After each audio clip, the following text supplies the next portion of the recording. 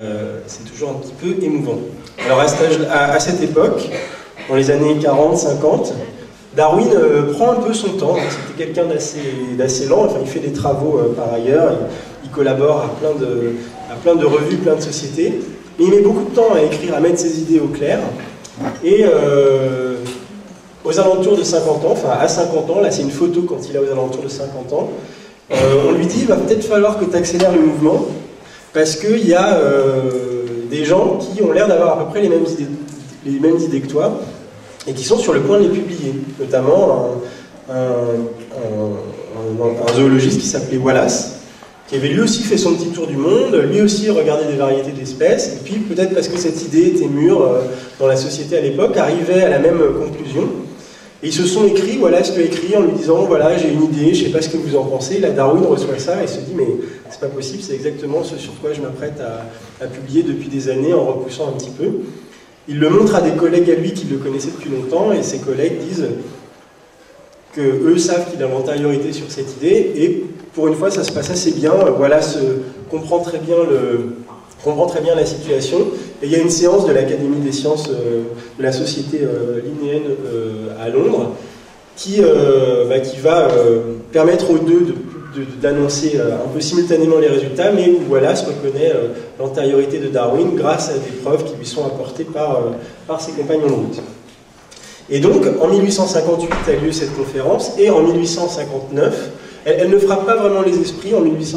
Début de 1859, le président de cette société savante dit bon, en 1858, il ne s'est pas passé grand-chose, on espère qu'il se passera des choses intéressantes en 1859.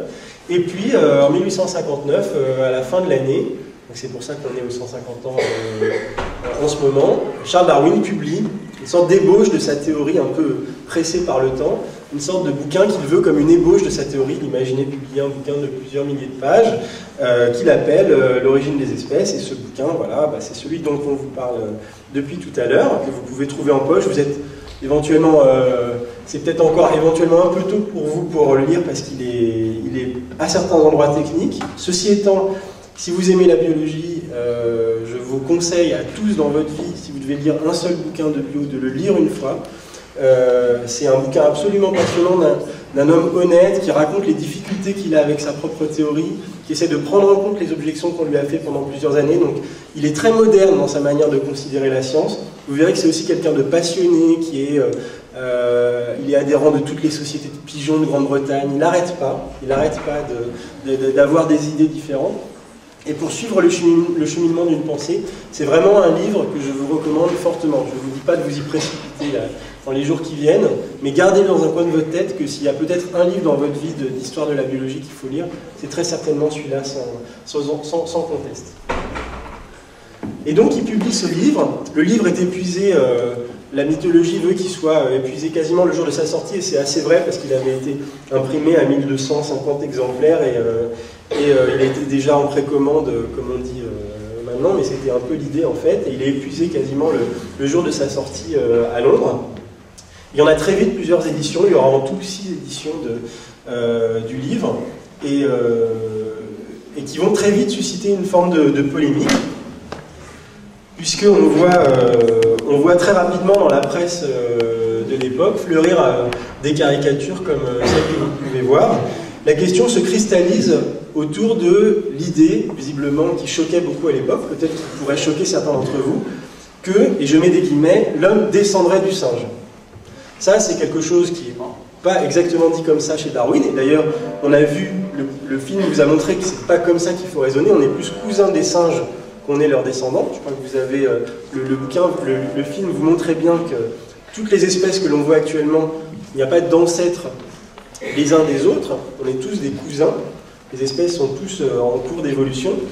Mais bon, à l'époque, déjà rien que l'idée qu'on puisse descendre de quelque chose qui ressemblait à un singe, voire descendre du singe, c'était très choquant. Et il y a notamment une réunion extrêmement animée avec un évêque de l'époque qui demande, non pas à Darwin qui restait un peu à l'écart de tout ça, qui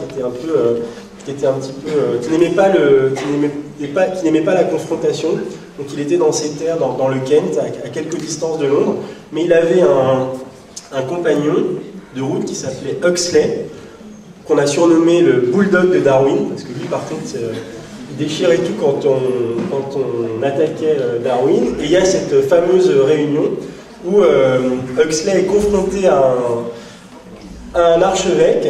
L'archevêque lui dit et je voudrais savoir si je descends du singe par mon grand-père ou par ma grand-mère. Donc il veut faire un peu de l'ironie, une ironie facile avec les thèses de Darwin qui sont quand même légèrement plus complexes que ce type de caricature. Et Huxley lui répond quelque chose comme voir tant d'intelligence mise au service d'un tel cynisme, ça me dégoûte. Et c'est le début d'un ressentiment très fort de la hiérarchie ecclésiastique contre les thèses darwiniennes. Et il faudra beaucoup d'années avant que les différentes instances ecclésiastiques finissent progressivement, et j'ai envie de dire même encore actuellement timidement, par admettre tout ou partie la théorie de l'évolution. Même si en disant ça, je ne confonds pas les hiérarchies ecclésiastiques avec les individus. Il y a évidemment beaucoup de gens qui par ailleurs sont chrétiens, qui sont tout à fait évolutionnistes dans leur tête, et notamment des chercheurs. Il n'y a pas d'incompatibilité, mais dans les hiérarchies et dans les institutions, c'est un tout petit peu plus compliqué. Donc il y a très vite de la polémique autour de cet homme qui était déjà connu, comme je vous le disais tout à l'heure, et qui devient un objet de scandale. Cette polémique se répand assez rapidement en Europe. Le bouquin est traduit en français dès la décennie suivante.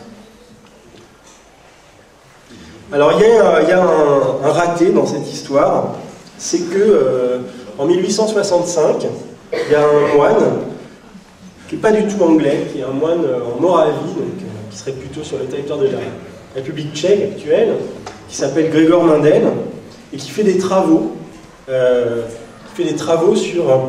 sur les petits pois, sur les pois, dans le jardin derrière son prieuré.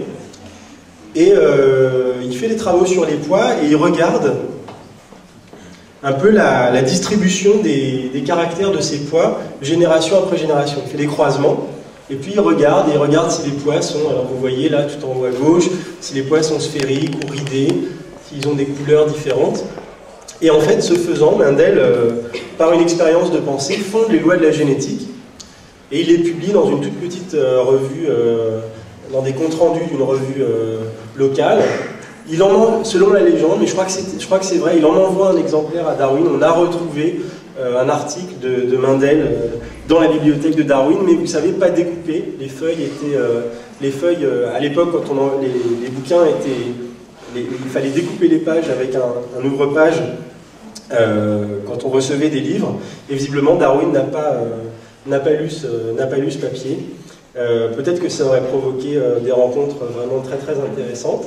Mais de son côté, donc, un moine, sans connaître évidemment ce que c'était que l'ADN, sans connaître ce que c'était qu'une molécule, d'ailleurs, on était très très tôt quand même encore dans l'histoire de la biologie, on ne savait pas encore, on n'avait pas stabilisé l'idée que par exemple l'unité fondamentale du vivant c'était la cellule. La théorie de la cellule c'est quelque chose qui apparaît un tout petit peu plus tard. Il fait des expériences de pensée, il fait des expériences aussi statistiques, et il trouve des lois qui seront celles que l'on comprendra bien des années plus tard, quand on commencera à comprendre de quoi est fait la génétique. Et donc ils fondent en fait la génétique en 1865, même si ces lois ne seront redécouvertes à leur juste mesure qu'à l'aube du XXe siècle. Donc, on s'éloigne un tout petit peu de Darwin, mais je progresse un tout petit peu, on pourra revenir après sur l'apport de Darwin, mais il est évident que s'il n'y avait pas eu cette mise en évidence à un moment ou à un autre, on n'aurait pas pu comprendre le support physique, les raisons pour lesquelles les intuitions de Darwin étaient fondées, puisqu'il fallait bien comprendre à un moment s'il y avait une histoire de caractère qui était transmise à la descendance plus ou moins adaptée, il fallait bien comprendre mécaniquement qu'est-ce qu'on transmettait à sa descendance. Et il fallait comprendre qu'il y avait des entités, des petites entités moléculaires, et c'est ça que Mendel avait soupçonné, qui étaient transmises de génération en génération.